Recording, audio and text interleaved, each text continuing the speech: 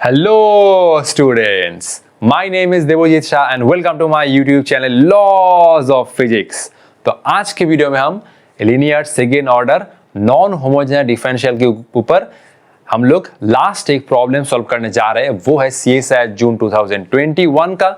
I hope आप लोग मुझे बहुत बहुत सपोर्ट करेंगे। तो बिना टाइम वेस्ट के आज का जर्नी स्टार्ट करते हैं। तो CSI जून 2021 में ये जो प्रॉब्लम आया था, ये प्रॉब्लम को लेकर बहुत सारे स्टूडेंट में बहुत कंफ्यूजन था।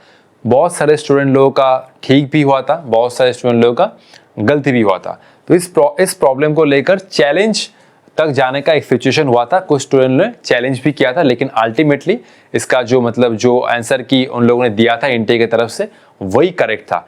क्यों दिक्कत हुआ था? क्योंकि इसमें मैंने 4 ऑप्शन दिया है, ठीक है। मैंने 3 ऑप्शन दिया है, 4 ऑप्शन नहीं दिया है क्योंकि बहुत सारा स्पेस ले रहा है। इसमें देखो, ये तो एक बहुत लंबा प्रॉब्लम है, ठीक है। देख सकते हो इसमें जब तुम पार्टिकुलर इंटीग्रल सॉल्व करने जाओगे, इसमें 2 पार्ट है, 2 पार्ट का अलग अलग से सॉल्व करना है। ऊपर से देखो इसमें क्या दिक्कत हुआ था। इसमें देखो टी का बहुत सारा टर्म प्रेजेंट है, टी स्क्वायर टी, ठीक है, टी स्क्वायर टी। तो इसके वजह से मान लो कुछ आया और ये टी के वजह से आंख में कुछ धुंधली होगा, इसके वजह से टिक मत कर देना, ठीक है।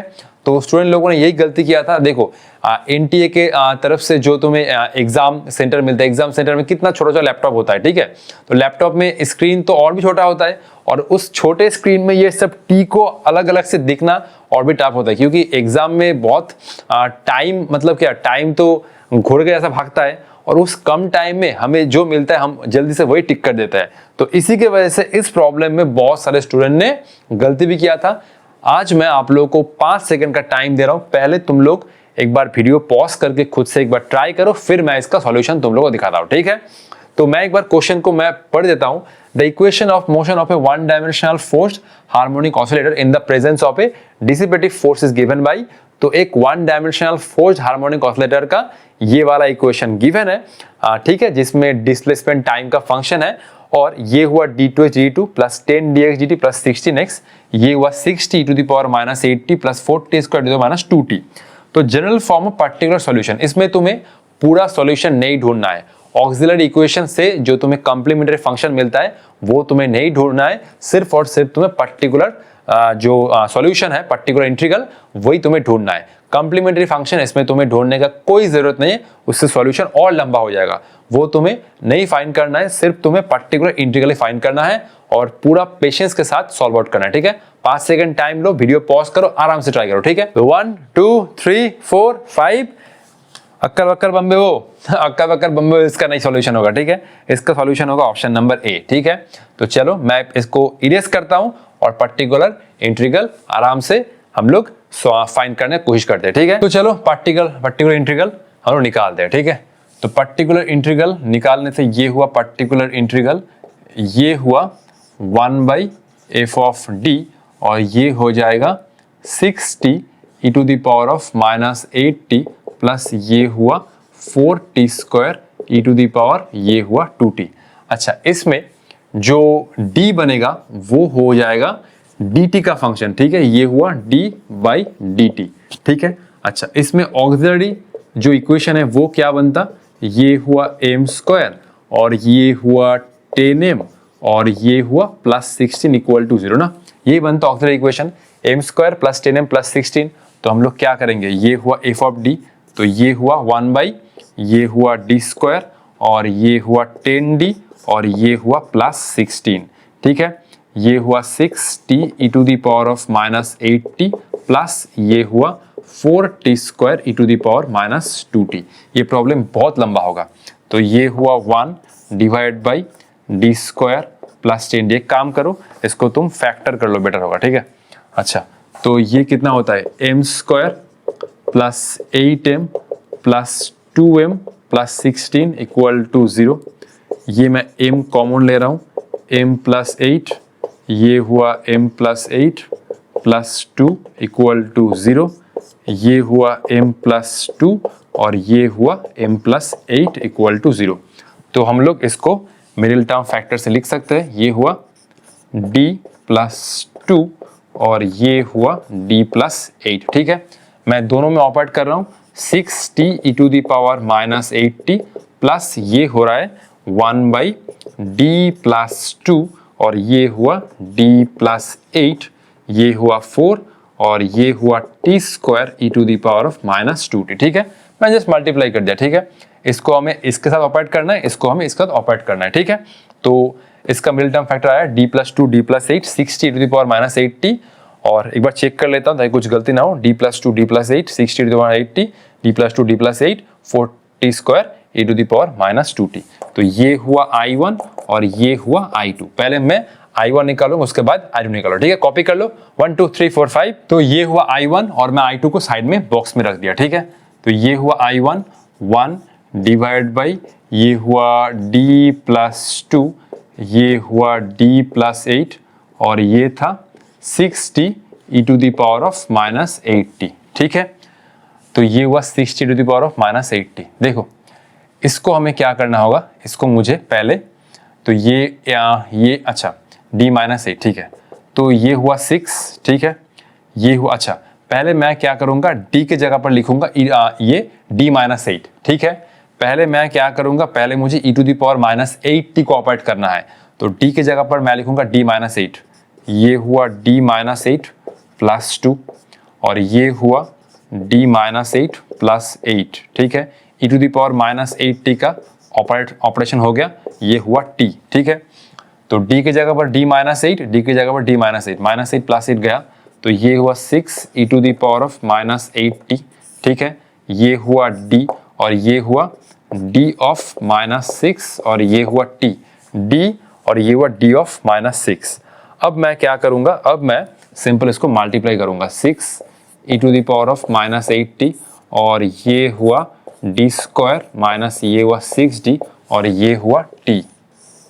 ठीक है, 6 e to the power minus 8t multiply करो d स्क्वायर माइनस 6t। मैंने बोला था अगर ऐसा कुछ टर्म होता है तो जिसमें हम लोग d का सबसे कम पावर होता है उस टर्म को कॉमन ले लेते हैं। ठीक है, तो ये हुआ I1 अच्छा मैं इक्वल टू लिख रहा हूँ डायरेक्ट। ठीक है, तो ये हुआ इक्वल टू, ये मैं क्या, अच्छा ऊपर में क्या है 6, अच्छा ऊपर में बहुत सारा टर्म है ना, ये हुआ 6 e to the power of minus 8t। ठीक है, माइनस 6d को कॉमन ले रहा हूँ, माइनस 6d को कॉमन लिया तो ये हुआ d square minus 6d plus ये हुआ 1 और ये हुआ t।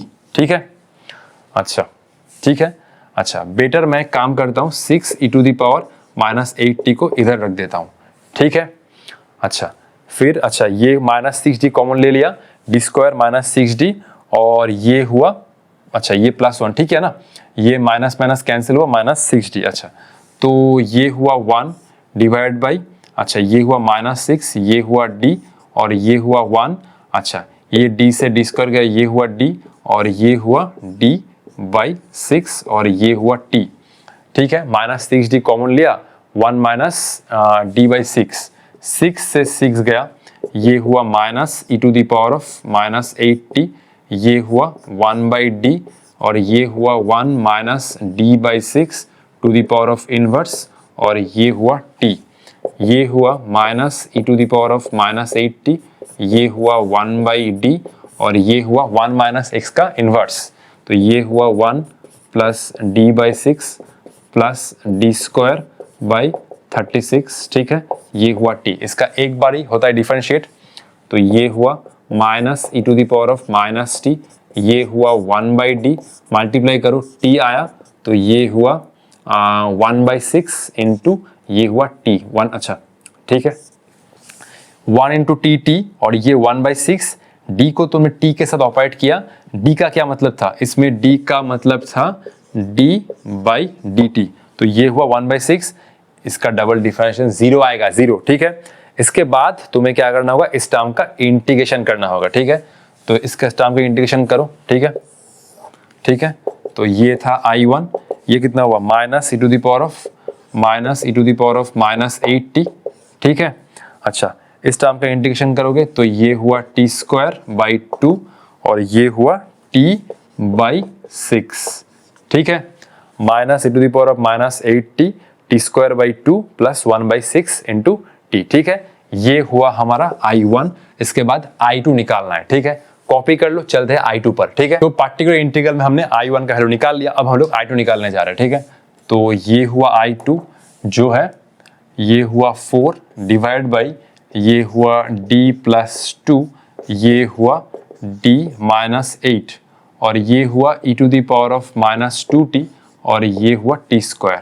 पहले हम लोग क्या करेंगे, पहले हम लोग e⁻−t को यहाँ पर ऑपरेट करेंगे। तो ये ऑपरेट करके चलाया इधर, ये -2 है तो ये हुआ d-2+2 और ये हुआ d-2-8 और ये हुआ t²। ठीक है, d-2+2 ये हुआ d-2-8। ठीक है, तो ये हुआ 4 e⁻−2t, -2+2 cancel, 1 divided by d और ये हुआ d-10 और ये हुआ t²। ठीक है, d-2+2 और ये हुआ d-2-8 d-10, ये हुआ 4 e⁻−t। ठीक है, अच्छा यहाँ से मैं क्या कॉमन ले सकता हूँ, यहाँ से मैं ये 10 को कॉमन ले सकता हूँ। ठीक है, तो ये हुआ 1 डिवाइड बाई, अच्छा ये हुआ -10d, ये हुआ d। अच्छा अगर तुम्हें इसमें दिक्कत हो रहा है तो तुम मल्टीप्लाई करके भी कर सकते हो, कोई दिक्कत नहीं है। ठीक है, अब मैं यहाँ पर -10 कॉमन ले रहा हूँ तो ये हुआ d/10 और ये हुआ +1 और ये हुआ t²। ठीक है, मैंने -10 को कॉमन लिया तो ये हुआ कितना, अच्छा ये गलती हुआ है, -10 को कॉमन लेने से देखो ये हुआ -10d। ठीक है, ये हुआ d डिवाइड बाई -10 और ये हुआ +1 और ये हुआ t²। ठीक है, तो ये माइनस प्लस माइनस, ठीक है, और ये माइनस माइनस प्लस 10 कैंसिल। ठीक है, ठीक है, तो ये हुआ 4 और ये हुआ e⁻⁻2t, अब ये हुआ -10d। ठीक है, अच्छा और ये हुआ 1 minus of d/10 minus inverse और ये हुआ t²। ठीक है, 4 e⁻⁻2t 1/-10d 1 minus d/10 inverse और ये हुआ t²। ओके, फिर से ये देखो t² का इस बार मैक्सिमम कितना टाइम होता है डिफरेंशिएट, 2t मैक्सिमम 2 टाइम्स। ठीक है, तो ये याद रखना 4 e⁻⁻2t। ठीक है, अच्छा नीचे मैं लिख रहा हूँ -10, ये हुआ 1/d, ये हुआ 1 प्लस d/10 और ये हुआ d²/100 और ये हुआ t²। आगे लिखने का जरूरत नहीं क्योंकि t² का मैक्स टू मैक्स 2 बार ही हो सकता है डिफरेंशिएट। देख सकते हो कितना लंबा प्रोसेस है। ठीक है, तो ये हुआ -4/10 e⁻⁻2t, ये हुआ 1/d, मल्टीप्लाई करो t², एक बार डिफरेंशिएट करो d/t², तो ये आया 2t/10, फिर से तुम करोगे तो ये आएगा 2 डिवाइड बाई 100 t², फिर इसके बाद 1/10 t² का एक बार आता है डिफरेंशिएट कितना 2t, फिर 1/100, फिर t² का 2 बार आता है डिफरेंशिएट कितना होगा 2 होगा, t² का 2t और एक बार करने से यह आएगा 2। ठीक है, अभी भी खत्म नहीं हुआ है, नेक्स्ट हुआ -4/10 e⁻⁻2t। ठीक है, -2t, आराम से देखो e⁻⁻2t, फिर इस टाइम अगर डिफरेंशिएट t³/3, नेक्स्ट ये हुआ 2/10 और ये हुआ t²/2, ये हुआ 1/50 और ये हुआ t। ठीक है, t² का t³/3, 2/10, t का t²/2, 2/2 का काटो, ये काटो तो ये काट सकते हो 50, 1/50 और ये हुआ t। ठीक है, अब तुम आंसर से मैच कर सकते हो। ठीक है, अब देखो तुम अगर ये आंसर से मैच करते हो, ठीक है, मैं तो इरेज कर दिया है, तो मुझे आंसर से मैच करना होगा। ठीक है, ऑप्शन ए को चेक करोगे तो ऑप्शन ए में क्या था, ऑप्शन ए में था t into at² plus bt plus c e⁻⁻2t plus ये टर्म था t dt प्लस e और ये था e⁻⁻8t, ये था ऑप्शन ए। ठीक है, एक बार तुम एक काम करो, ऑप्शन ए से मैच करो। ऑप्शन ए से मैच करने से देखो, ऑप्शन ए से मैच करने से, ठीक है, मैं फिर से एक काम करता हूं, मैं ये पूरा इरेज करके I1 और I2 को एक बार फ्रेश से लिखता हूं। ठीक है, देखो इस टर्म से अगर तुम t को कॉमन लोगे तो ये वाला टर्म एग्जैक्टली बन जाएगा सेकंड टर्म, और अगर इस टर्म से तुम एक t कॉमन लेके लिखोगे तो ये वाला टर्म सेम बन जाएगा इसके जैसा टर्म। ठीक है, कॉपी कर लो, मैं फिर से लिख देता हूं आराम से। ठीक है, तो हमारा I1 क्या आया था, अच्छा पर्टिकुलर इंटीग्रल को हम लोग ऐसे लिखे थे ना, I1 प्लस I2।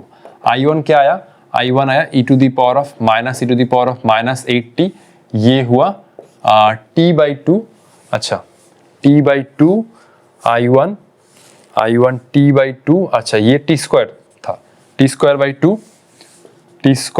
2 और ये था t/6, ये था हमारा I1। और I2 आया है माइनस ऑफ 4/10, ये हुआ e to the power of minus 2t, ये हुआ t³ प्लस ये 2 कैंसिल हुआ तो t²/10, ये हुआ t²/10 और ये हुआ t/50। ठीक है, अब देखो मैं क्या कर रहा हूं, मैं एक t को बाहर ले जा रहा हूं, ठीक है, t dt प्लस e, ठीक है। अच्छा तो मैं एक t को बाहर ले जा रहा हूं, ठीक है। ये माइनस, ये d और e क्या है, कांस्टेंट है, तो इसमें तुम कांस्टेंट को तुम्हें जोड़ना होगा। तो ये माइनस को मैं अंदर ले जा रहा हूं, ये हुआ -12, ठीक है, -12 और ये हुआ t और ये माइनस आया तो ये हुआ -6, ठीक है, ये हुआ e टू द पावर -8। एक बार चेक कर लो, ठीक है। पहला टर्म क्या था, माइनस था, तो माइनस अंदर मल्टीप्लाई हुआ माइनस माइनस, ठीक है, ये था t² 2 और ये था t/6 e to the power -80, ठीक है। नेक्स्ट ये देखो, नेक्स्ट हम लोग क्या कर रहे हैं, नेक्स्ट हम लोग e टू द पावर, अच्छा ये t, तो मैं अंदर से एक t को बाहर ले रहा हूँ, ये हुआ t, ठीक है, ये माइनस सब में मल्टीप्लाई कर रहा हूँ, ये हुआ माइनस, ठीक है, ये हुआ 4 और ये 3 × 10, ये हुआ 30, ये हुआ t²। नेक्स्ट माइनस, अच्छा ये हुआ 4, ठीक है, 10 × 10, ये हुआ 100 और ये हुआ t। नेक्स्ट माइनस, मैं ये इरेज कर रहा हूँ, ठीक है। नेक्स्ट ये हुआ -50, अच्छा 4 × 50 × 10, ये हुआ 500 और ये हुआ कितना, e to the power of -2t। देख सकते हो मैंने क्या किया, ये माइनस को अंदर मल्टीप्लाई किया और 4/10 को अंदर ले गया, तो 4/30, अच्छा t मैं एक बार चेक कर लेता हूँ, अच्छा 3 × 10 30, अच्छा ये भी 10 × 10 100, 50 × 100 4 500, अच्छा ये हुआ कितना, e to the power -2t को मैं उधर ले गया, ये हुआ t³ t² t t² और ये हुआ t, ठीक है। अब देखो ये हुआ t और ये बना dt plus e to the power of -80, ठीक है, देख सकते हो मैच कर रहा है, ठीक है। और ये मैंने क्या किया, ये हुआ t और देखो ये टर्म बना a, ये हुआ at², नेक्स्ट ये टर्म बना b 4/-4/100, ये हुआ bt और नेक्स्ट ये टर्म बना c और ये हुआ e to the power of -2t। तो ये था फाइनल अप्रोच, ठीक है। तो option A was correct. Question कैसा लगा, ठीक है। आई होप ये वाला प्रॉब्लम तुम लोग, अगर इस टाइप का प्रॉब्लम आता है नेक्स्ट CSR में, तो तुम लोग इस टाइप के प्रॉब्लम को सॉल्व कर सकते हो। तो इसी प्रॉब्लम के साथ आज हम लोग इस वीडियो का एंड कर रहे हैं। नेक्स्ट वीडियो हम लोग नया टॉपिक स्टार्ट करने जा रहे हैं, तब तक पढ़ाई करते रहो। All the best.